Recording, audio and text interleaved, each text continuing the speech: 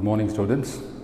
And today let us hopefully complete the short story that we are doing for the couple of days that is Too Dear by Leo Tolstoy. Hopefully I will be completing it today, and probably after that let us see what best we can do in order to recapitulate certain things that we have done. So before I could open the text, let us just recapitulate about my yesterday's class, wherein we have discussed about certain kinds of negotiations that were happening in order to deal with this criminal in the toy kingdom, isn't it? Now you can take an example or can remember the instance of what French government had asked them for, and then Italy came, and then what we see here is that the kinglet, the whole of the administration of the kingdom of the Monaco is slowly progressing towards the title of the chapter. So this criminal is becoming too dear for them in order to look after him, and the expenses that have been incurring on this man is something that is going beyond their imagination, isn't it? So by what we have seen in the last class was like, that they did not want to take the help of a French government, nor they wanted to take the help offered by the Italian government, thinking that the amount was too much. And then they decided that no, let us not seek the help of any neighboring state, and let us see that we can only manage. And this idea or the suggestion was given to the kingdom or the prince of the Monaco by one of his ministers.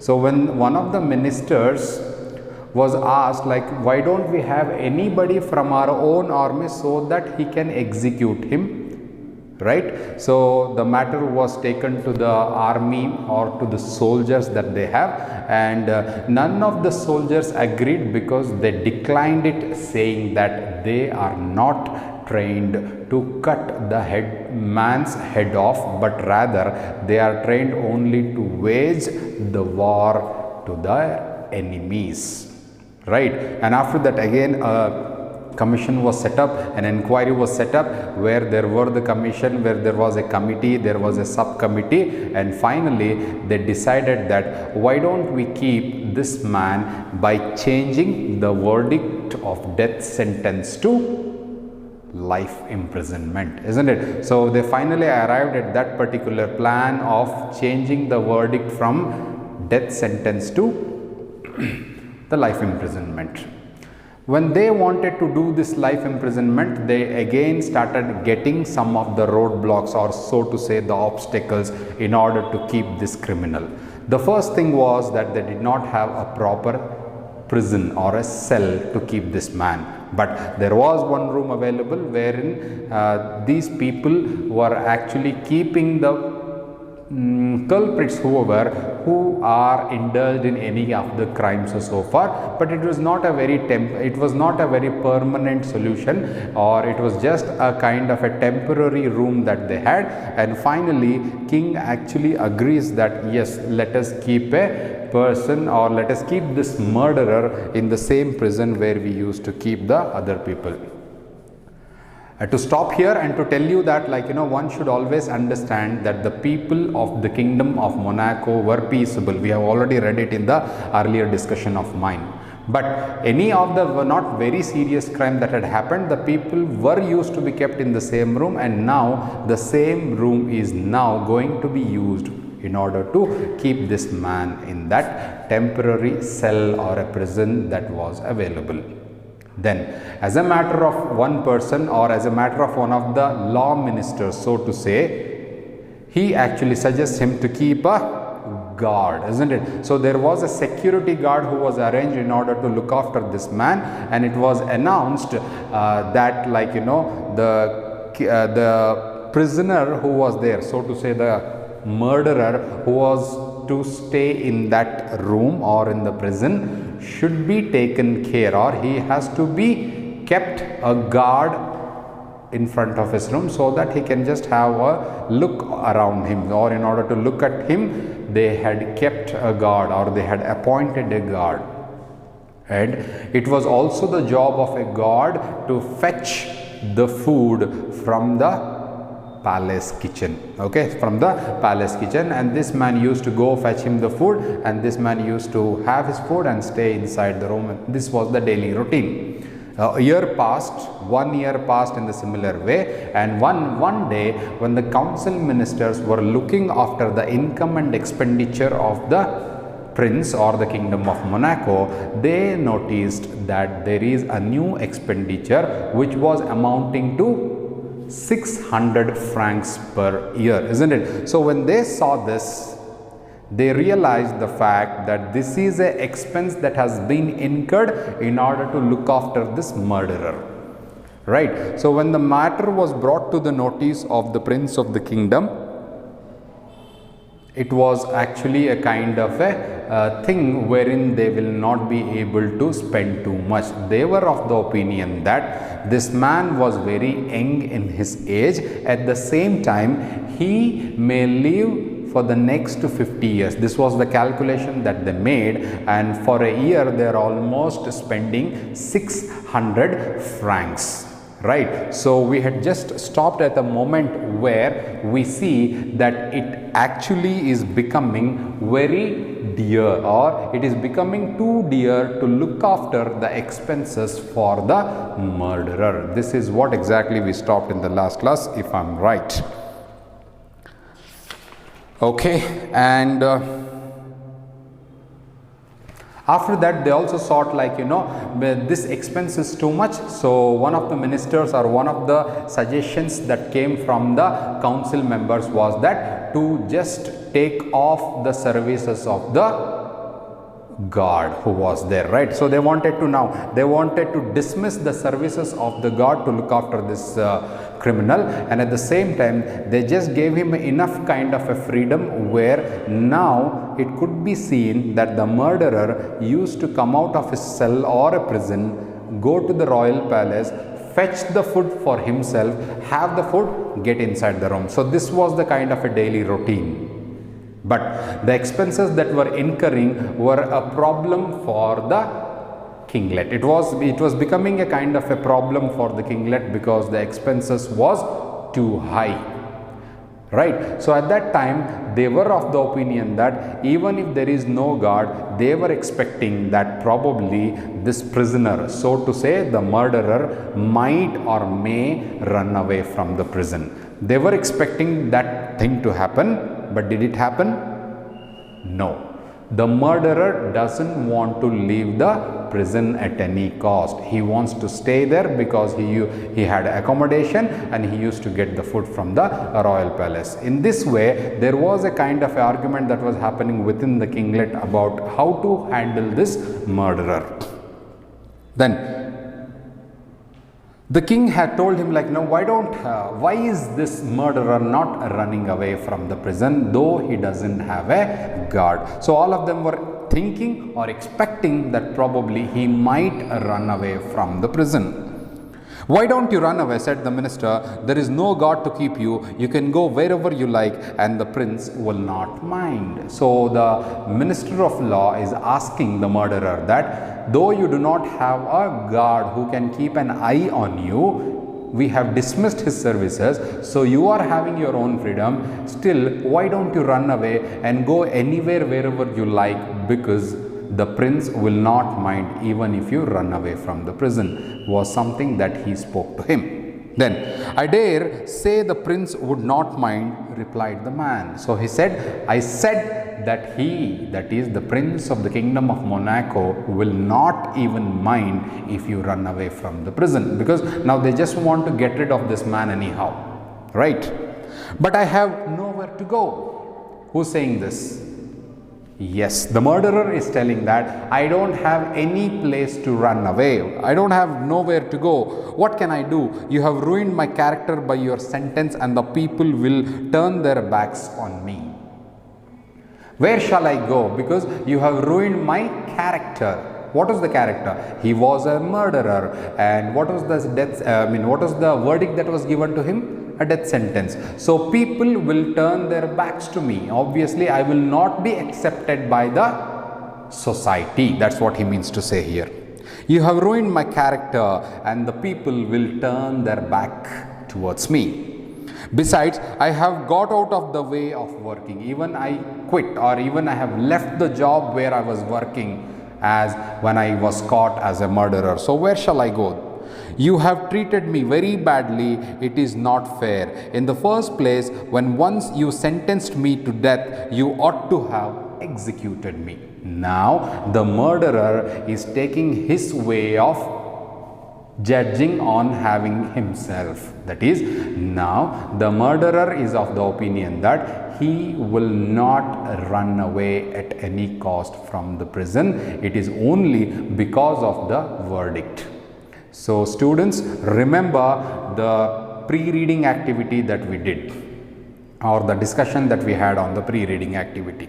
Now what we see here is that murderer is now becoming, or has already become, very expensive for these fellows, and when these people want him to go away or run away, he doesn't want to do so by quoting these reasons. So he says that I have quit my job, I don't have any place to go back, and you have ruined my character. So these are the three things for which I cannot go back to the society. That is what he says here. You have treated me badly, it is not fair. In the first place, you had sentenced me, or you had verdicted, you had given me a verdict on me that I have to be hanged until death, or my head has to be cut off. This is what the verdict you had on me. Then why didn't you execute me? Now he is having his own what can I say? Now the murderer is having his own ways of dealing with the king or with the kinglets. But you did not do it. That is one thing. I did not complain about that. So the first verdict on me was to execute. You didn't execute me. That is the first thing. But I did not complain anything to that. Then you sentenced me to the imprisonment for life and put a guard to bring my food. So now he keeps on narrating what the administration of the kingdom of Monaco did to this man. Okay, so you had given me a verdict to execute, you didn't do it. Then you changed the verdict from death sentence to imprisonment. Now you are saying that, but after a time you took him away again and I had to fetch my own food. That is, you gave me life imprisonment, but right now you are saying that you had kept a guard on me. He also ran away, not ran away, but it was something that these people actually removed his services, and for me now the job is to go and fetch the food for myself. Again I did not complain. Again I did not complain, even you dismissed the services of a guard. But now you actually want me to go away. I can't agree to that. You may do as you like, but I won't go away. So these are the final words of the murderer, that now he is accustomed to the fact that he will not run away, because he has been very silent since the verdict was given on him, where there were so many changes that you did, for which he did not utter even a single word. But now you are asking me to go away from the prison, which I will not do for those reasons which we have already discussed. But I will not run away. This is what he says. Then what was to be done? Once more the council was summoned. So when the murderer was so adamant that he would not leave the prison at any cost, the matter was brought to the notice of the prince, and now prince again called a meeting. That is, he summoned a council. What course could they adopt? The man would not go. What do we do? How do we deal with this man? They reflected and considered. So again there were considerations, there were again reflections, there were again discussions that were happening, how to deal with this murderer. The only way to get rid of him was to offer him a pension.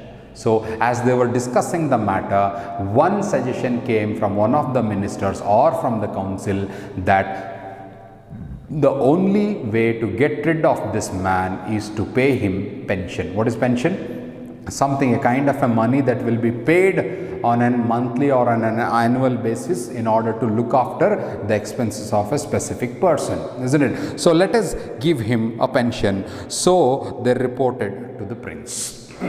So this idea was given to the prince. There is nothing else for it, said they. We must get rid of him somehow. The sum was fixed 600 francs, and this was announced to the prisoner. So the matter was taken to the prince, and they did not have, apart from this idea of giving him the pension, they did not have any other option so that they can get rid of this man. Okay, so this matter was brought to the king, and the king actually accepted it, like, let us pay him 600 francs. Isn't it? So the sum was fixed 600 francs, and this was announced to the prisoner. So finally they announced it, after taking the approval of the prince, that he would be paid 600 francs annually. Well, said he, I don't mind, so long as you undertake to pay it regularly. On that condition I am willing to go. Okay, so he wanted some kind of what can I say, something that will give him a guarantee, or that will give him that they would pay me until I am alive. So on a, well, I don't mind as long as you undertake to pay it regularly. That is, whatever the sum you people have fixed on me, you have to pay it regularly. On that condition only I will agree to leave this premises, is what he says. Then, so the matter was settled. Okay, the kinglet, or the administrative people of the kingdom of Monaco finally agreed upon paying him 600 francs regularly without even missing, and the matter was settled. Then he received the 1/3 of his annuity in advance. So while he was about to leave the prison or something, the 1/3 of 600 francs was given to him as a advance, and left the kingdom's dominions. So on this condition, the king of Monaco was, the king of Monaco settled to deal with this man by paying him 600 francs annually. This was a settlement that was made. And after, when he was about to leave the prison, 1/3 of his annuity, the same amount, like 600 francs, 1/3 of that was given to him, and the prisoner left the king's premises, or he was going away from the king's place. It was only a quarter of an hour by rail. So he was supposed to go back by rail for only a quarter of an hour by rail. That is, it was just 15 minutes rail journey, and he emigrated. That is, he went there to his place wherever he was living, and settled just across the frontier.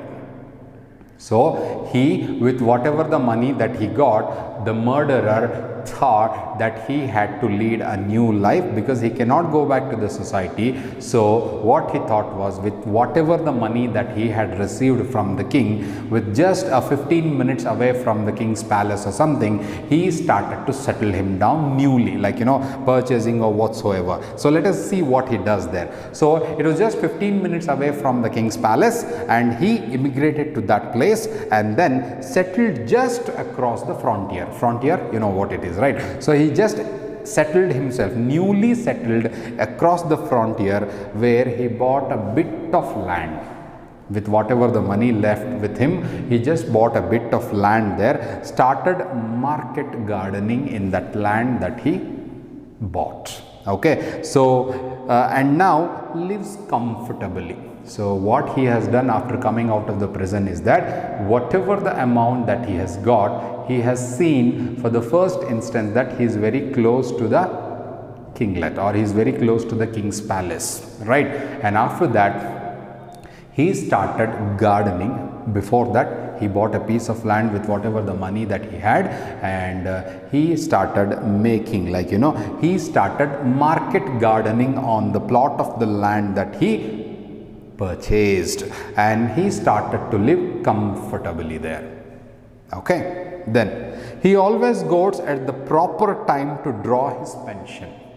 So he definitely used to go at a proper time in order to get the money from the king's palace. Having received it, he goes to the gaming tables. What is gaming table here? Yes, what he was doing, having received 600 francs from the king, he used to go to the gaming tables.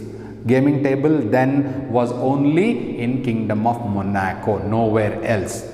You know, all the European countries like French or Italy, they have banned these gaming houses, but Kingdom of Monaco, or the Prince of the Kingdom of Monaco, was having a monopoly.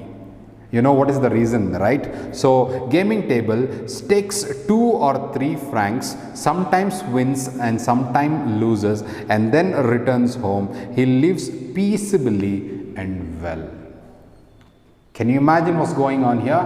Okay, now the murderer, after receiving annually the 600 francs from the king, what he does is that he used to, first of all, he had his own living, right? So he had a piece of land where he has started market gardening, right? So this is something that was a bread for him now, isn't it? Apart from that, he definitely used to go to the roulette or to the gaming table there, and sometimes he either uses 2 or 3 francs. One day he wins, the other day he loses, but still he is a man, one who spends very less amount of money on the gaming table. That is, what is the amount that he was losing or winning every day? Just 2 or 3 francs or something, and he lives very peaceably and he is very comfortably living, because now he is getting 600 francs every year from the king. Getting? Okay, so he lives peaceably well, and now it is a good thing that he did not commit his crime in a country where they do not grudge expenses to cut a man's head off or to keep him in prison for life. The very last paragraph of this lesson is something that is the main gist of the short story. What does it say? It is a good thing that he did not commit his crime in a country. It was a fact for him that he committed a crime in a country where they do not grudge, expense to cut a man's head off or to keep him in prison for life. Why? Because the Kingdom of Monaco was considered to be a very peaceable kingdom. It was very small in its size, and the people were peaceable. They were peace-loving people. But somehow this man committed a murder in the same country or in the same kingdom where they did not even bear the expense of giving a death sentence to a criminal or to a murderer, nor they were ready to take or bear the expenses where later a verdict was changed from death sentence to life imprisonment. So the murderer is of the opinion that he committed a mistake. He thinks to himself that I committed a mistake in a country where these people do not have certain things to execute a man, or a criminal, because they did not have the guillotine or the executioner. And at the same time, in order to meet or in order to bear the expenses, it was a country which changed the verdict of death sentence to the life imprisonment, and even that life imprisonment they did not bear the expenses, thinking it was too much. So there Leo Tolstoy ends the story and leaves to our own imagination about how did it happen in the Kingdom of Monaco. Okay, so who's the gainer here? It's obviously the murderer, isn't it? So this criminal who committed a murder was caught by the law that he was a murderer, and as usually the law and order says, he was verdicted on to have his man's head cut off. Right. So when this verdict was given to him, he accepted everything that they did on him in order to meet the expenses that were incurred on dealing with this man, and at last the one who benefited from it is not the king, but it was the murderer himself. How, why, in what way he got benefited, you all know it very well in the story that we have discussed so far. So here the story comes to an end, and it has been told to you that this short story is actually adopted from an episode in Guy de Maupassant's work Sur Lao in French, translated into English as A Flot, and translated from Russian by Louis Maud and Aylmer Maud. So it's actually a French short story that is titled as Sur Leo in French. Okay, it has been translated to English as A Flot. So if you find A Flot, the whole story, you will understand what exactly is this story is all about, what happened at the end, and how exactly the administration of the Kingdom of Monaco was in vague with terms of dealing with this murderer because of the inefficiency to keep him as a prisoner, and they were at times did not have sufficient enough material in order to cut this man's head off. What has happened, you have known it very well. So here we come to an end of this short story written by Leo Tolstoy with the title Too Dear. So now you can understand who is Too Dear, how he became Too Dear, what are the things that were happening in the short story. All these things have to be considered, and then you will have to answer the questions that are given in the next